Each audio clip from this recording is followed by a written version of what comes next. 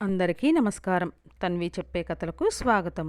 ఈరోజే మొదటిసారిగా మా ఛానల్ చూస్తున్నట్లయితే ప్లీజ్ లైక్ చేయండి, షేర్ చేయండి, సబ్స్క్రైబ్ చేసి మమ్మల్ని సపోర్ట్ చేయండి.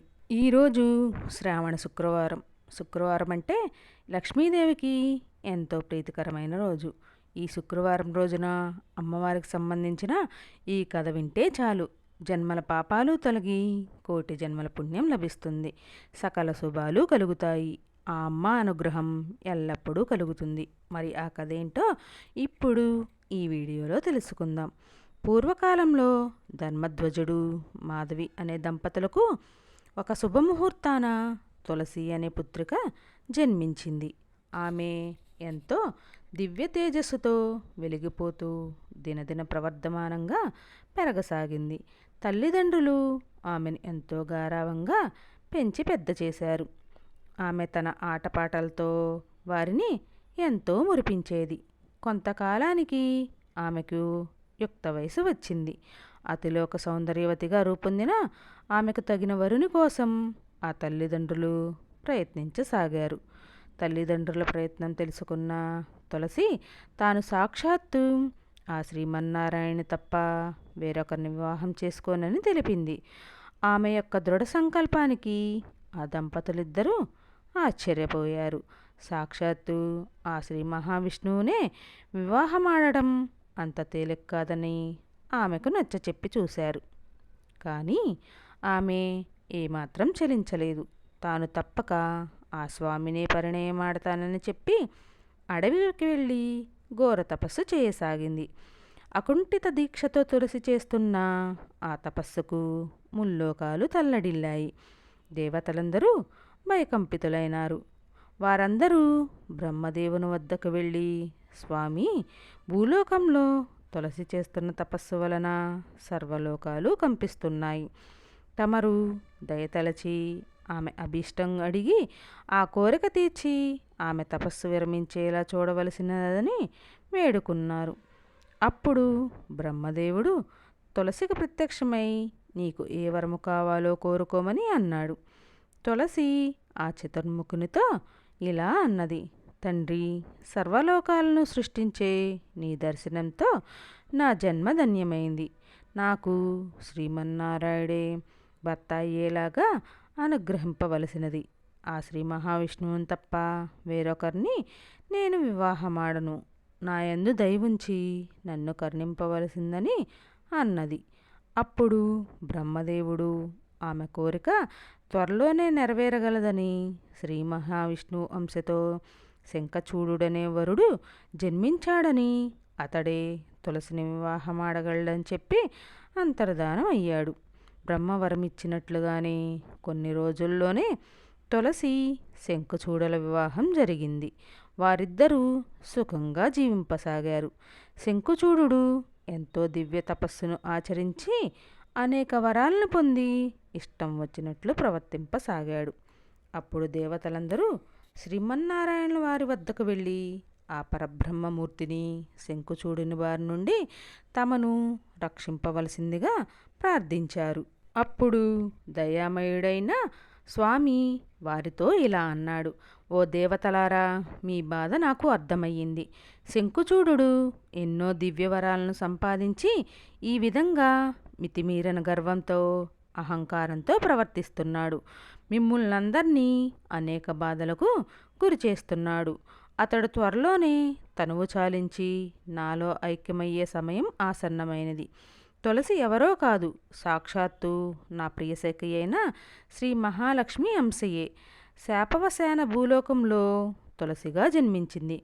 ఆమె ముందు ముందు యుగాలన్నిటిలో అన్ని లోకాల్లోనూ అతి పవిత్రమైన మొక్కగా జన్మించి అందరి చేత ఆరాధింపబడుతుంది. అనేక యుగాల పాటు ఆ విధంగా ఆధారింపబడి చివరికి ప్రళయకాలంలో నన్ను చేరుతుంది. అయితే ప్రస్తుతం శంఖచూడు జన్మ చాలించి నాలో ఐక్యమొందాలంటే తులసి పాతివ్రత్యభంగం జరగాలి. అది నేనే త్వరలో నిర్వర్తించగలను. అక్కడితో మీ కష్టాలన్నీ తొలగిపోతాయి అని అన్నాడు. శ్రీమన్నారాయణుల వారు ఆ విధంగా చెప్పిన పిమ్మట దేవతలందరూ ధైర్యం తెచ్చుకొని వారి వారి లోకాలకి వెళ్ళిపోయారు. కొంతకాలానికి ఒకనాడు శంఖుచూడుడు ఇంట్లో లేని సమయంలో శ్రీమన్నారాయణుల వారు శంఖుచూడుని రూపంలో వచ్చాడు. ఆ స్వామిని చూసి తన భర్త శంఖుచూడుడే అనుకొని తులసి ఆ స్వామితో కలిసి ఆనంద డోలికల్లో తేలియాడింది. ఆ శ్రీ మహావిష్ణువు సంగమంతో తులసి పాతివ్రత్య భంగమైనది. జరిగిన విషయం గ్రహించిన తులసి శ్రీమన్నారాయణుల వారిని శిలగా మారమని శపించింది.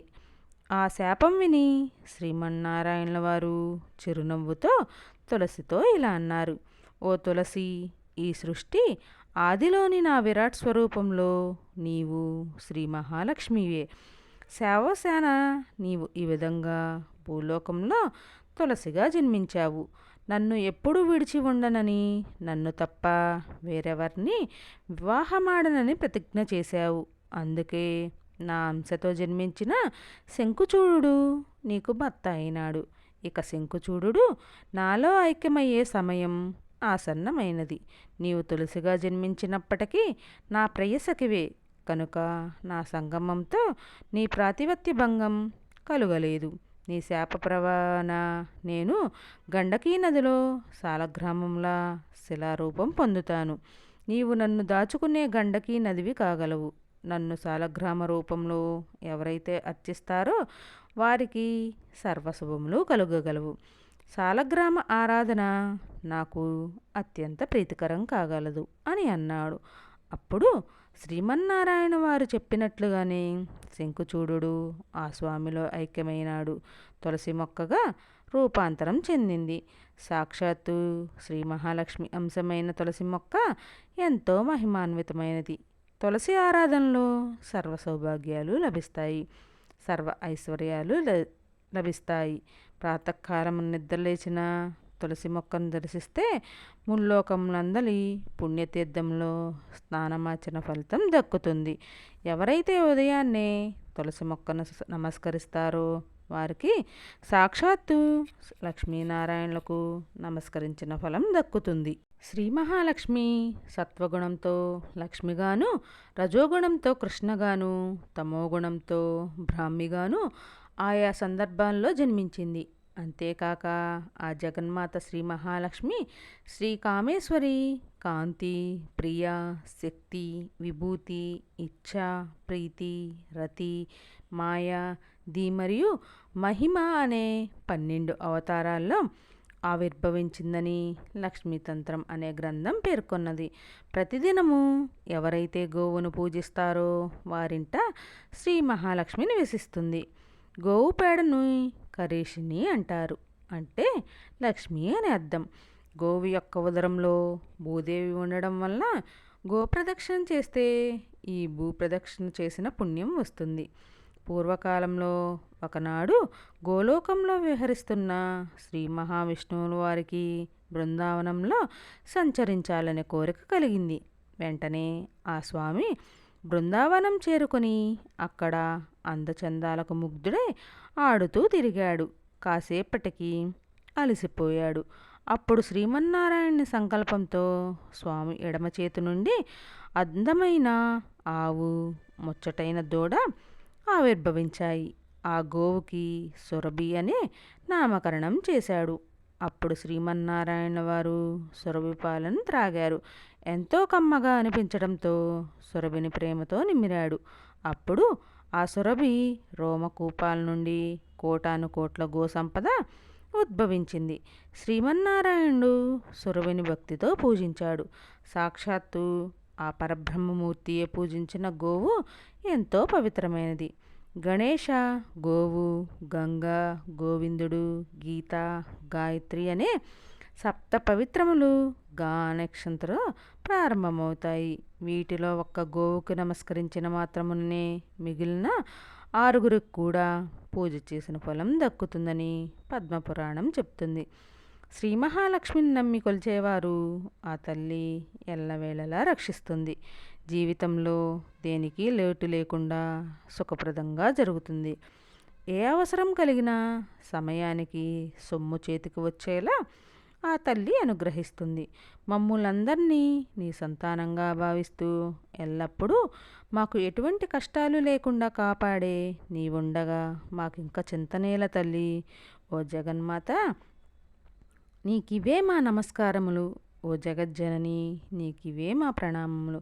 ఓ విష్ణుప్రియ, మీకివే నా నమస్కారములు.